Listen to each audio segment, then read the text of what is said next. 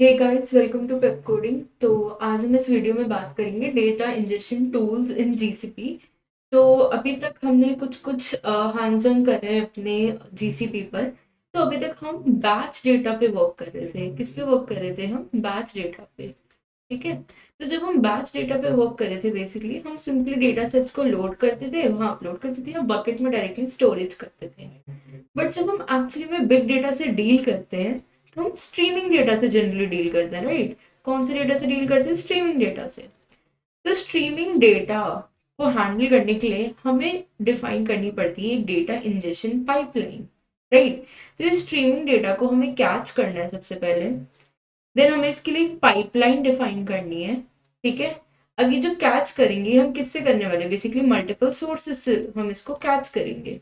Streaming data आ रहा है, ठीक है, मल्टीपल सोर्सेस से इसको कैच करेंगे, एक पाइपलाइन के थ्रू इसको फ्लो करवाएंगे, एंड देन जो है मल्टीपल सिंक्स पे इसको जाके स्टोर करेंगे। ठीक है, sink one, sink two and sink three, ऐसे ऐसे करके हमारे सिंक्स जो होंगे वहां पे डेटा स्टोर होगा। ठीक है, तो ये हमारा बेसिक प्रोसीजर रहेगा, राइट? डेटा को कैच करना, पाइपलाइन में इसको फ्लो कराना है, डिफरेंट डिफरेंट सिंक्स में इसको ट्रांसपोर्ट करना। अब एक बात आती है कि ये जो पाइपलाइन है, इसके कुछ कुछ फीचर्स हैं जो हमें देखने चाहिए। फर्स्ट जो है, ये स्केलेबल होनी चाहिए। स्केलेबल का मतलब तो हम समझते ही हैं, राइट? ये जो स्ट्रीमिंग डेटा है, ठीक है, ये इसका जब वॉल्यूम अगर चेंज हो, ठीक है, अगर वॉल्यूम जो है डेटा का चेंज हो, जैसे कि 1 गीगाबाइट से समझ लो 1 पेटाबाइट हो गया, तो हमारा जो पाइपलाइन है वो इसको हैंडल कर सके, यानी कि स्केलेबल हो। ठीक है। सेकंड इसमें आता है फ्लेक्सिबल। ये पाइपलाइन जो होती है ये फ्लेक्सिबल भी होनी चाहिए। फ्लेक्सिबल का क्या मतलब है? कि ये वेरियस सिंक्स पे जो है जाके डेटा जो है वहां पे स्टोर करा सके। ठीक है, यानी different different data warehouses जहां जहां पे डेटा स्टोर कराने हैं, जैसे क्लाउड स्पैनर हो गया, बिग टेबल हो गया, क्लाउड सीक्वल हो गया, क्लाउड स्टोरेज हो गया। तो जितने हमारे डेटा सोर्सेज है जहां हम स्टोर कराना चाहें वहां हम डेटा स्टोर करा सके, मतलब ये पाइपलाइन सपोर्ट करे। ठीक है। तीसरा हो गया, ये यूनिफाइड होनी चाहिए। यूनिफाइड मतलब ये पाइपलाइन जो है ये हमारा बैच डेटा को भी सपोर्ट करे, स्ट्रीमिंग को भी सपोर्ट करे। ठीक है, तो ये इसका फीचर होना चाहिए। नेक्स्ट आता है कि इसमें हम ट्रांसफॉर्मेशंस लगा सके। Transformations, okay. तो ट्रांसफॉर्मेशन क्या हो गया? बेसिकली कि जैसे हमारा जो स्ट्रीमिंग डेटा आने वाला है, राइट, जैसे कि हमारी ऐसे तो है नहीं कि एक ही फॉर्मेट में डेटा आने वाला है। जैसे हमारी इमेजेस आ रही हैं, या फिर हमारी कोई लॉग फाइल्स आ रही हैं, या हमारा कोई टेक्स्ट डेटा आ रहा है, टीएक्सटी फाइल्स आ रही हैं। ठीक है। तो ये सारा डेटा को मुझे कुछ ट्रांसफॉर्मेशंस लगानी पड़ेंगी, राइट? तब जाके मैं इसको डेटा अपने वेयर हाउस में स्टोर कर पाऊंगी। जैसे मैं इमेजेस में किसी एक टाइप की ट्रांसफॉर्मेशन लगा रही हूँ, लॉग फाइल्स में किसी एक टाइप की, एंड टेक्स्ट डेटा में किसी और टाइप की ट्रांसफॉर्मेशन। तो ये जो ट्रांसफॉर्मेशन में लगाने वाली हूँ ये मैं पैरेलली में भी लगाना चाहती हूँ। ठीक है, तो मतलब पाइपलाइंस जो है इन ये पैरेलल ट्रांसफॉर्मेशन जो है इनको भी सपोर्ट करे। तो फिफ्थ पार्ट क्या हो गया मेरा? इलास्टिसिटी। बेसिकली इलास्टिक नेचर होना चाहिए मेरा पाइपलाइन का। ठीक है। तो ये कुछ 5 फीचर्स हैं जो कि हमें ध्यान में रखने पड़ते हैं जब हम अपनी पाइपलाइन को क्रिएट करते हैं इन जीसीपी। ठीक है, तो बेसिकली स्केलेबल होना चाहिए, फ्लेक्सिबल होना चाहिए, यूनिफाइड, ट्रांसफॉर्मेशन एंड इलास्टिक। ठीक है। और फिर ये इनको मैं सोर्सेज अपने सिंक्स पे जो है जाके स्टोर कर सकती हूँ। ठीक है। तो जो मेरा जीसीपी है वो मुझे 2 टूल्स प्रोवाइड करता है। ठीक है, एक डेटा कैच करने के लिए, ठीक है, एंड दूसरा मेरा डेटा को पाइपलाइन के थ्रू ट्रांसपोर्ट कराने के लिए। ठीक है। तो जो डेटा कैच करने के लिए, अगर मैं स्ट्रीमिंग डेटा को कैच करना चाह रही हूँ, तो मेरे पास कौन सा डिवाइस है? मेरे पास है पबसब। पबसब जो कि डेटा को कैच करता है, ठीक है, from different different data sources. ठीक है, डिफरेंट डेटा सोर्सेज से इसको कैच करेगा। ठीक है। और अगर मुझे पाइपलाइन क्रिएट करनी है तो मेरे पास आता है डेटा फ्लो।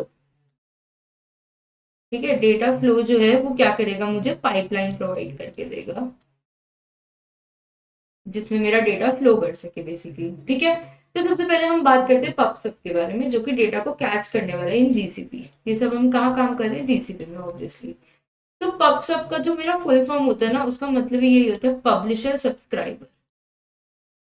तो बेसिकली हो क्या गया, समझ लीजिए कि हमारे यहाँ पे जो मैगजीन्स आती हैं, तो मुझे कुछ ब्रांड्स की मैगजीन्स आती है, एक बिजनेस वाली हो गई कोई, ठीक है, एक एंटरटेनमेंट वाली हो गई वोग, ठीक है। तो फिर ये सारी जो मेरी मैगजीन्स हो गई, ठीक है, ये मेरे क्या हो गए, इनको पब्लिश करने वाले कुछ सोर्सेज होंगे, है ना। ये मेरा पब्लिशर 1 हो गया, ये मेरा पब्लिशर 2 हो गया, ठीक है। और इनको सब्सक्राइब करने वाले, जैसे कि मैं चाहती हूँ कि मेरे घर में बिजनेस मैगजीन्स आए, ठीक है, ठीक है, तो मैं सब्सक्राइबर 1 हो गई जो कि बिजनेस मैगजीन चाहती हूँ। एक सब्सक्राइबर 2 हो गया जो कि एंटरटेनमेंट मैगजीन चाहता है। एक सब्सक्राइबर 3 हो गया जो कि चाहता है दोनों उसके घर में, ठीक है।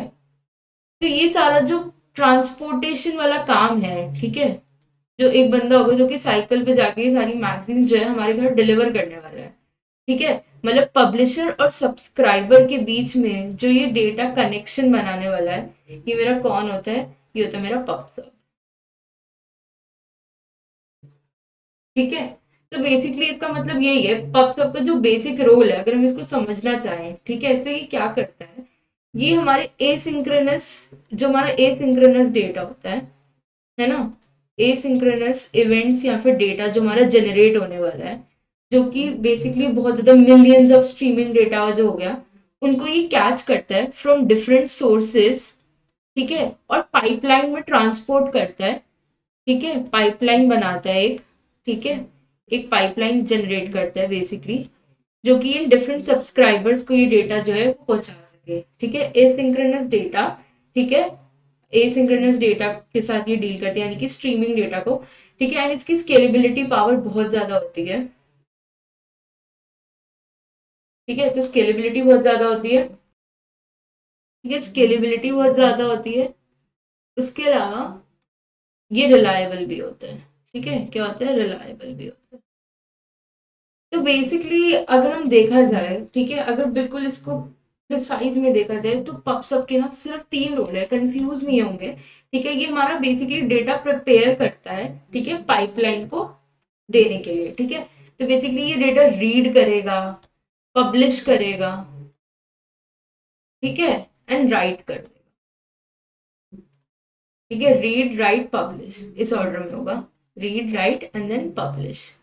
इसका मतलब क्या होगा कि जैसे हमारा स्ट्रीमिंग डेटा आने वाला है, जैसे कोई ऑडियो फाइल्स आ रही है, लॉग फाइल्स आ रही है, ठीक है, उनको रीड करेगा, ठीक है, उनको अपने रिकॉर्ड्स में लिख लेगा बेसिकली, ठीक है, मतलब उनको पब्लिश करके एक पूरी रिपोर्ट बना देगी कि ये वाली रिपोर्ट बन गई है, बेसिकली ये डेटा रेडी हो गया है, अब इसको हम पाइपलाइन में डालेंगे सीधा, ठीक है, क्योंकि पाइपलाइन में भी हम डायरेक्टली डेटा थोड़ी डाल सकते हैं, उसको भी हमें कुछ प्री प्रोसेसिंग स्टेप्स लगाने पड़ते हैं, ठीक है। उस डेटा को कैच करेगा, मल्टीपल सोर्सेज से रीड करेगा, ठीक है, एंड उसके लिए फाइनल फॉर्मेट तैयार कर देगा एंड देन उसको पाइपलाइन के थ्रू ट्रांसपोर्ट करा देगा, ठीक है। तो ये हमारा बेसिकली पबसब का रोल होता है, एंड पबसब में हम टॉपिक्स डिफाइन करते हैं, ठीक है। जब हम एक हैंड्स ऑन करेंगे तो हम देखेंगे कि टॉपिक्स बेसिकली होता क्या है, ठीक है, जैसे कि हमने देखा यहाँ बिजनेस है, एंटरटेनमेंट है, तो बस इसी टाइप को हम समझ सकते हैं कि एक पब्लिशर है जो किसी टॉपिक के ऊपर जो है अपना वर्क पब्लिश करते हैं, सब्सक्राइबर उसको कैच करते हैं, ठीक है। तो पबसब बेसिकली यही करता है, एक टॉपिक के ऊपर वो बेसिकली डेटा जो है उसको कैच करता है, ठीक है, जो सब्सक्राइबर को नीड है, ठीक है। तो ये हमारा पबसब का बेसिक होता है। अभी हम इतना समझेंगे कि डेटा कैच कर रहा है, ठीक है। अब हम आते हैं डेटा फ्लो पे, ठीक है, डेटा फ्लो के बारे में जब हम बात करते हैं,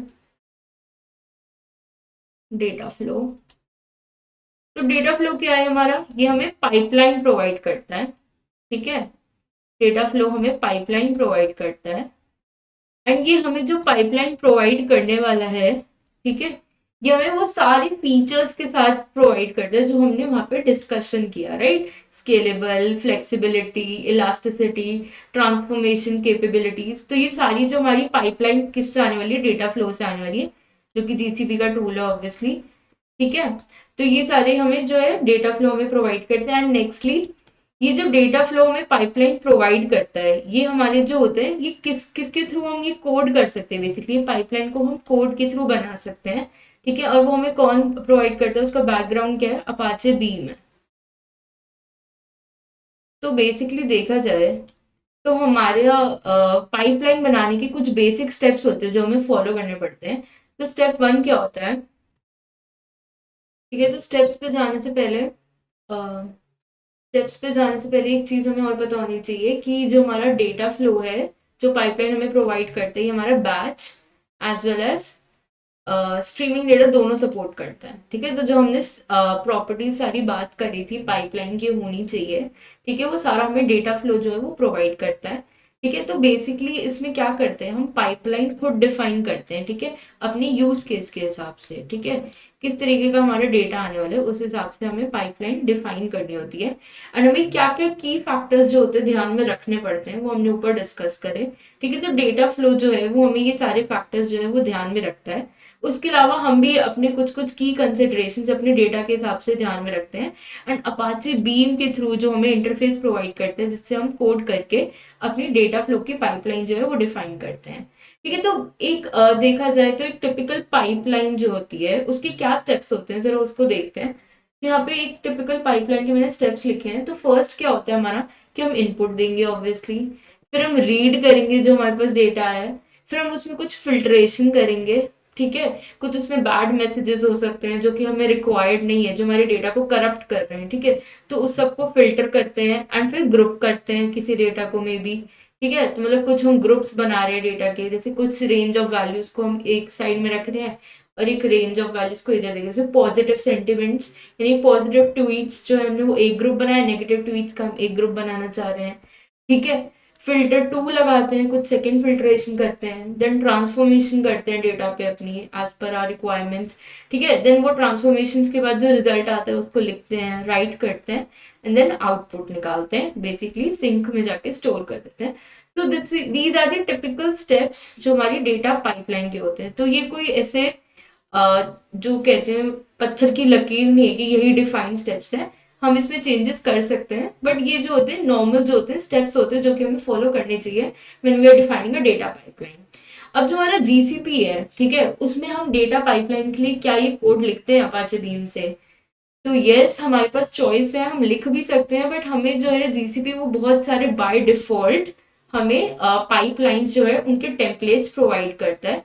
ठीक है, तो हम उन टेम्पलेट्स को यूज कर सकते हैं एंड इनफैक्ट उसमें हम यूजर डिफाइंड फंक्शंस भी लगा सकते हैं अपने हिसाब से, जिससे कहते हैं उसमें कुछ चेंजेस कर सकते हैं, कुछ फील्ड्स ऐड करते हैं। तो एक बार जाके हम अपनी गिटहब की रिपोजिटरी भी देखते हैं गूगल क्लाउड प्लेटफॉर्म के टेम्पलेट्स की। सिंपली लिखेंगे GCP templates GitHub, GCP pipeline templates.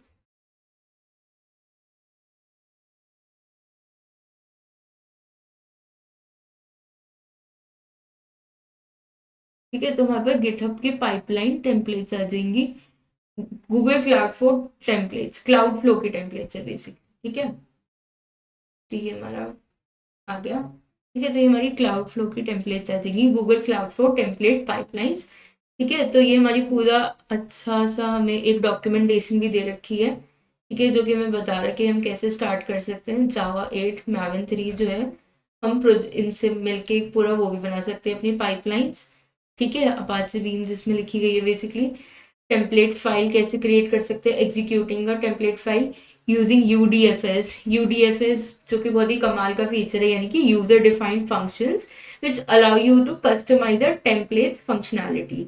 यानी कि हम टेम्पलेट्स में खुद के कुछ चेंजेस ला सकते हैं, उनको कस्टमाइज कर सकते हैं। यानी कि हमारे पास बेसिक स्ट्रक्चर एक रेडी है टेम्पलेट का, हमें खुद स्क्रैच से नहीं बना के उसमें कुछ यूजर डिफाइंड फंक्शंस डाल सकते हैं, बेसिकली जावा स्क्रिप्ट फंक्शंस डाल सकते हैं और उनको अपनी पाइपलाइन पे अटैच कर सकते हैं। ठीक है, और हम यूजर डिफाइंड फंक्शंस इस तरीके से हमें एग्जांपल भी दे रखा है, जैसे कि हम फील्ड यहाँ पे ऐड करें, बेसिकली एडिंग फील्ड्स लिखा हुआ है, फिल्टरिंग रिकॉर्ड्स, कुछ अपनी हिसाब से नए रिकॉर्ड्स फिल्टर करना चाहते हैं तो वो भी डाल सकते हैं। ठीक है, उसके अलावा इसने हमें टेम्पलेट्स बताया जो जो अवेलेबल है यहाँ पे। ठीक है, BigQuery to Bigtable, BigQuery to Datastore, basically pipeline हमें प्रोवाइड कर दी है। ठीक है, जिससे हम डेटा ट्रांसफर कर सकते हैं from BigQuery to Bigtable. ठीक है, उसके अलावा हमारे पास Bigtable to GCS Avro, bulk compressor, तो हमारे पास बहुत सारे यहाँ पे वो है। देखिए यहाँ पे पब्सब टू बिग क्वेरी भी है। ठीक है, तो पब्सब मैंने भी बताया जो कि messaging architecture, basically asynchronous data को कैच करता है। ठीक है, तो ये हमने डॉक्यूमेंटेशन भी देख ली। इनफैक्ट गूगल की क्लाउड की documentation is very good, I think you guys should check it out. आपको बहुत सारी चीजें जो है क्लियर होंगी एंड इनकी डॉक्यूमेंटेशन बहुत इजी टू अंडरस्टैंड एंड बहुत इजी रीडेबल भी है, जिसमें बहुत सारे क्विक स्टार्ट्स भी हैं। ठीक है, तो मतलब ऐसे अगर कोई टूल्स जो हम अभी कवर नहीं कर रहे हैं, बहुत सारे ऐसे टूल्स हैं जो कि आप आगे जाके सीखेंगे, ठीक है, तो उनकी डॉक्यूमेंटेशन से अगर आप सीखना चाहेंगे तो बहुत इजीली सीख पाएंगे इनफैक्ट, ठीक है, and basically it's authentic material. So I hope आपको समझ आया होगा डेटा पाइपलाइंस के बारे में। ठीक है, thank you for watching, thank you for your patience.